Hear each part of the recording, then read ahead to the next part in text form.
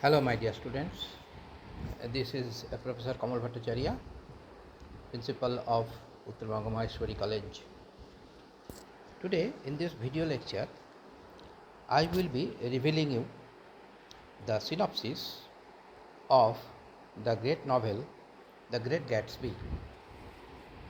Before I begin, and today I will try to keep this video it in little shorter so that the length of the video does not make you bored. Okay, so before I jump into the synopsis, the whole novel, the theme of the novel, the intensity of the novel can be summarized, can be expressed in one sentence uttered by great Gatsby himself in the novel. He told, quote unquote, that so we beat on, boats against the current, borne back carelessly into the past. It means the boastfulness of the roaring 20s, the advancement of science and technology, the monetary benefits, the progress, all these are superficial. Although we are running, we are manning the boat, but somehow we are going back. Our mindset, our thoughts, our culture, our societal fabrics, all are going back. So this is the gist. You can just say that Fitzgerald, it is a critical appreciation in a bit negative way by Fitzgerald of the American society.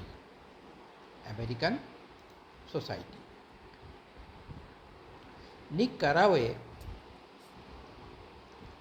he is a Yale University graduate and a mercenary of World War I, means a soldier. He is staying in a sanatorium. Sanatorium is a place where either physically ill people or mentally ill people are kept under the observation of the doctors within a certain territory, sanatorium, to treat his alcoholism. Okay, he talks about a man named Gatsby. Okay, describing him as the most hopeful man he had ever met. When he suggests the name and articulate his thought, his doctor, Walter Perkins, suggests writing it down, since writing was true passion to Nick. So this novel, we can say that it is his passion to write, and the result is the Great Gatsby. Okay, so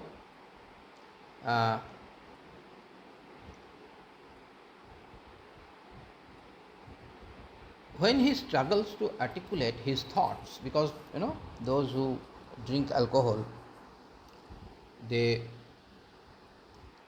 they have many problems like their hands shake, they forget, dementia, amnesia. Okay, his thoughts. His doctor Walter Perkins uh, medicated him with some dosage of morphine so that he can be stabilized.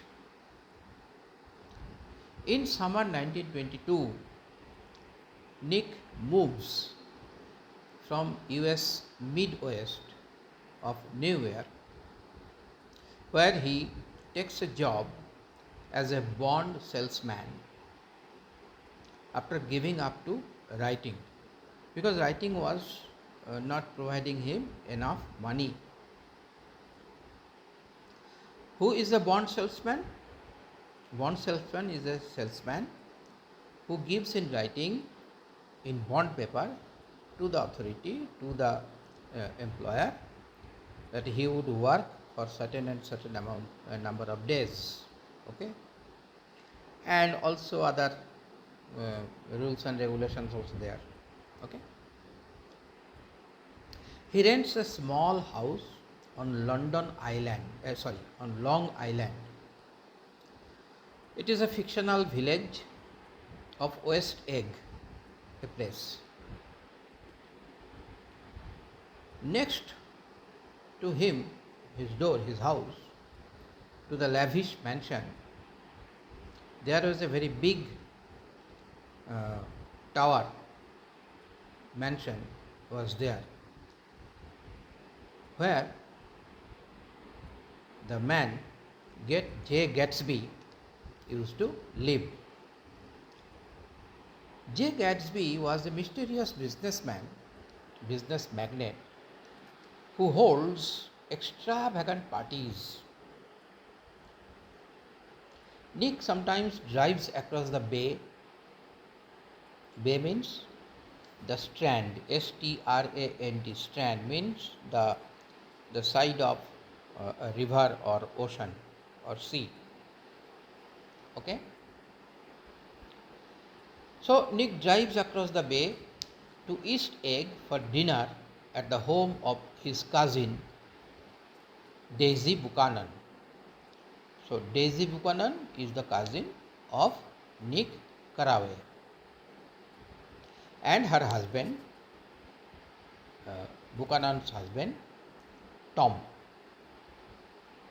Tom was a college acquaintance, peer friend of Nick Carraway.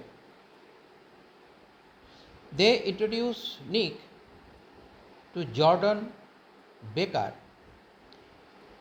who is a cynical young golfer with whom Daisy wishes to couple Nick.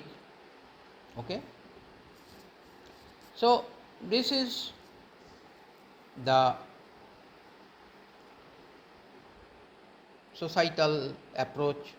Okay, how that time in the evening after their uh, weekdays they used to enjoy their parties. Okay, come to the next. Jordan reveals to Nick that Tom has a mistress who lives in the Valley of Ashes. Valley of Ashes is a place in the East Egg, and this place is actually developed by the dumping of the ashes from the factories, and the people who used to live there, they are not wealthy, they are not at par with the residents of West Egg. Okay, it is an industrial dumping ground between West Egg and New York City. Not long after this revelation means that Jordan revealed that Nick, that Tom has a mistress. Okay, Tom Buchanan. Okay, who is the husband of Daisy Buchanan.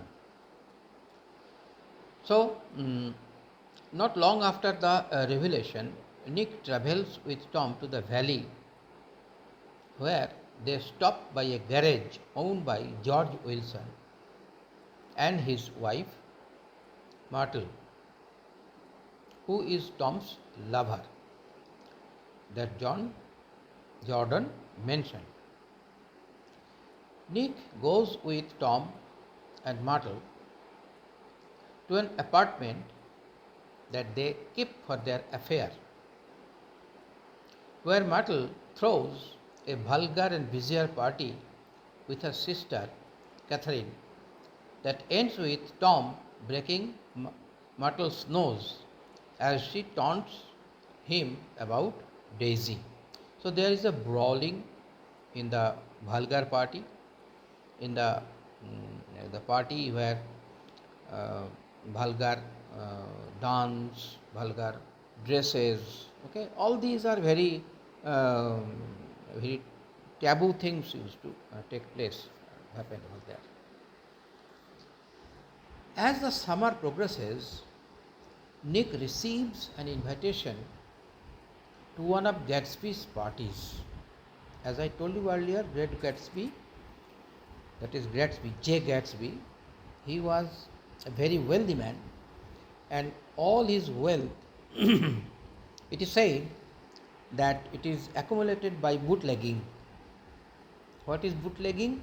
Bootlegging means illegal um, works of making business of alcohol, liquor, and other all illegal business, the dark world business.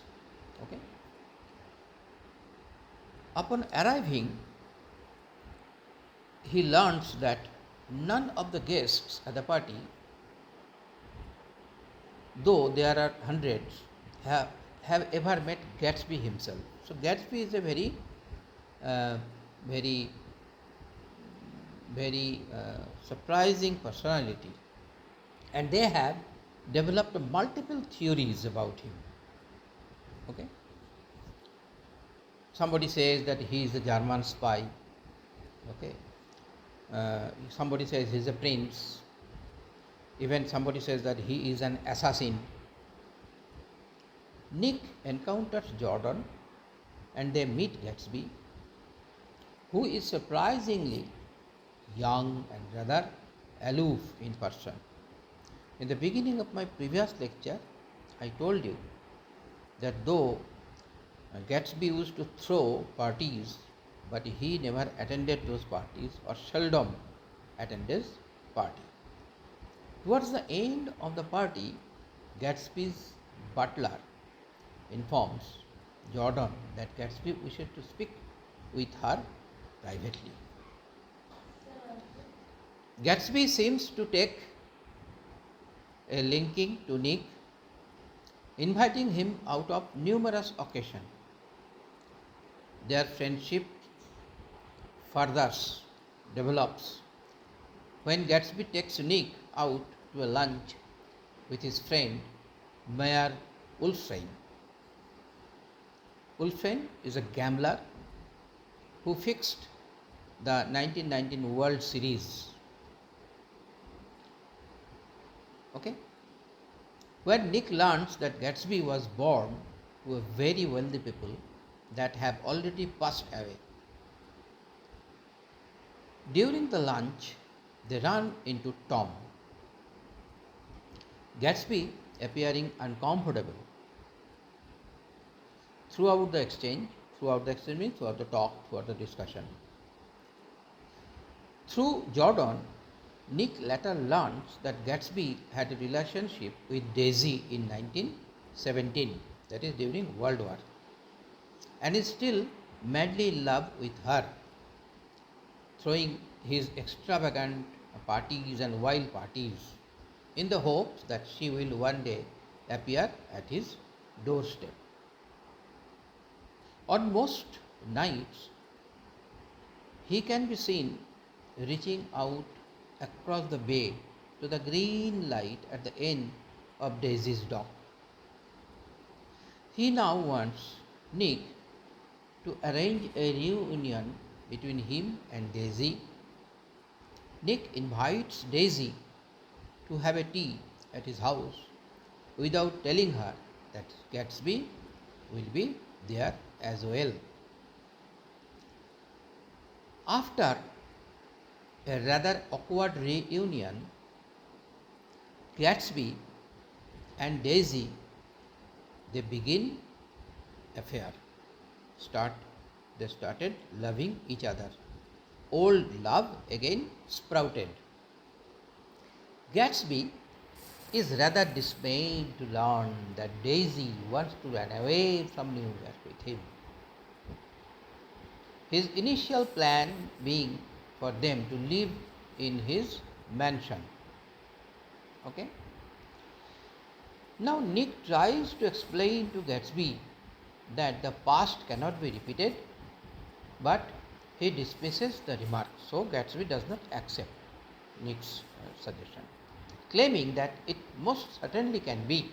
That is, the past can be repeated. Why he thought? Because he thought that I am a oldie man, I can do anything, I have money.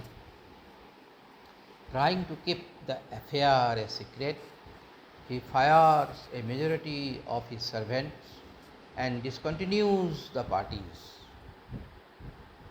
Eventually, he phones Nick and asks that he and Jordan accompany him to Buchanan's, where they plan to tell Tom that Daisy is leaving him. Now Nick is hesitant at first, but Gatsby insists that they need him. So Nick Carraway plays like a catalyst. During the luncheon means lunch, Tom becomes increasingly suspicious of Gatsby when he sees him staring at Daisy with such passion. Gatsby begins to announce their love and Daisy stops him and suggests they all go to town. Everyone leaves for the plaza.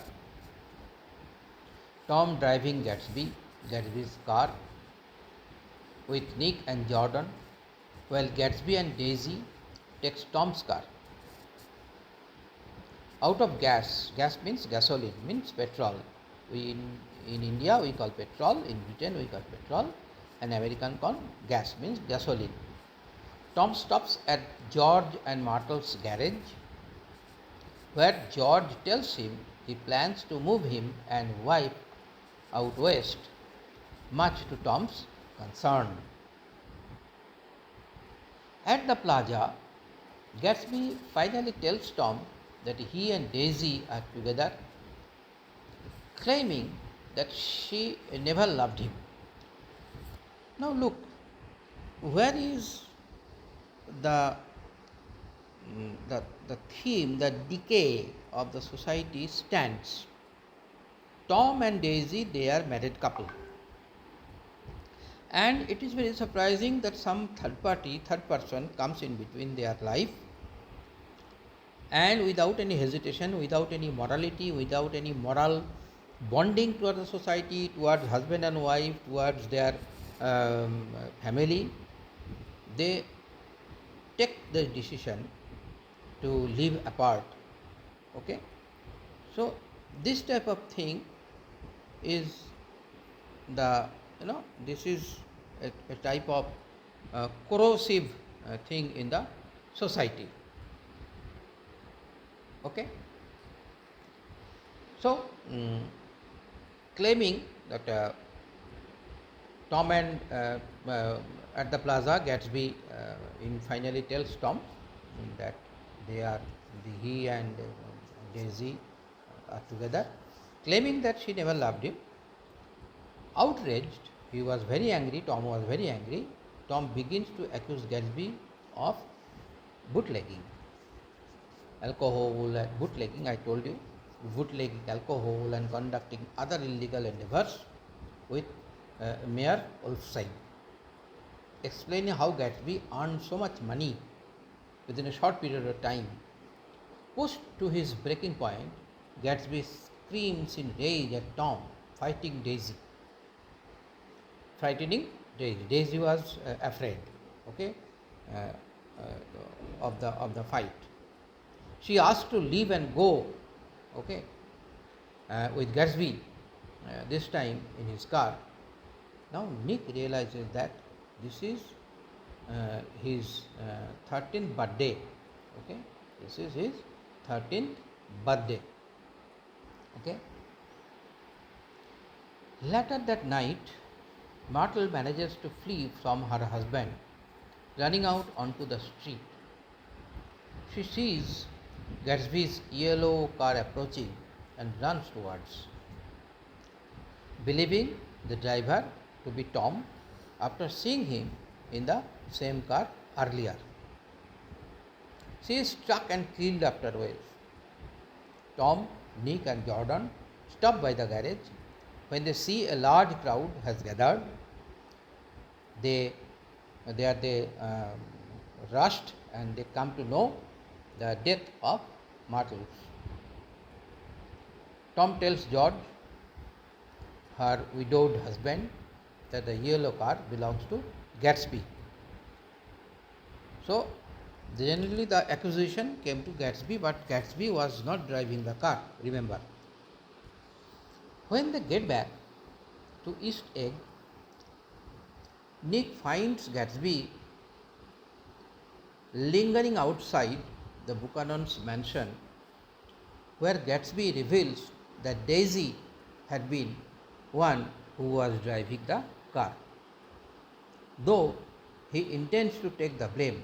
So Gatsby wanted to take the blame because he loves her. In spite of everything, Gatsby is convinced that Daisy will call him the next day. At Gatsby's mansion, he also tells Nick that he was born penniless and his real name was James Gudge. So remember this name, James Gudge, Jamesgatz. Okay, James Gudge. In the morning, Nick leaves for the work while Gatsby decides to go for a swim before his pool is drained for the season. Okay, pool means here the swimming pool. Okay, while swimming, he hears the phone ring and believes it to be Daisy's.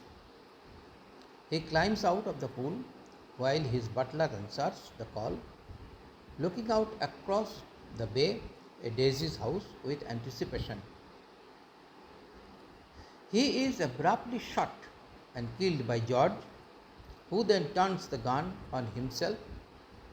It is revealed that it is Nick on the phone who stays on the line long enough to hear the two gunshots.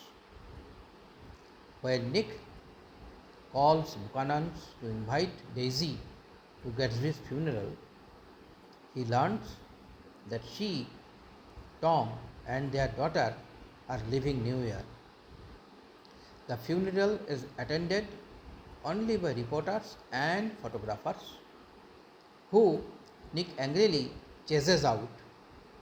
The media accuses Gatsby of being the lover or an eventual murderer of Myrtle, leaving Nick as the only one who knows the truth. Disgusted with both the city and the people, he leaves New York, that is, Nick Carraway leaves New York. He takes a final walk through Gatsby's deserted mansion, standing out on the dock for the last time. Back in the sanatorium, he came back to the sanatorium. He finished his memoir and titles it Gatsby. But no long before adding to it with pen, ultimately it, the Great Gatsby, became the final name. So this is the synopsis of the whole novel. Now in my next video, I will explain the theme, and before that I will explain why this 70-year-old novel is still relevant and why it is so popular. I will explain and go deeper into the aspect of the novel. We'll discuss question and answer. Okay. Thank you for the day. Have a good day.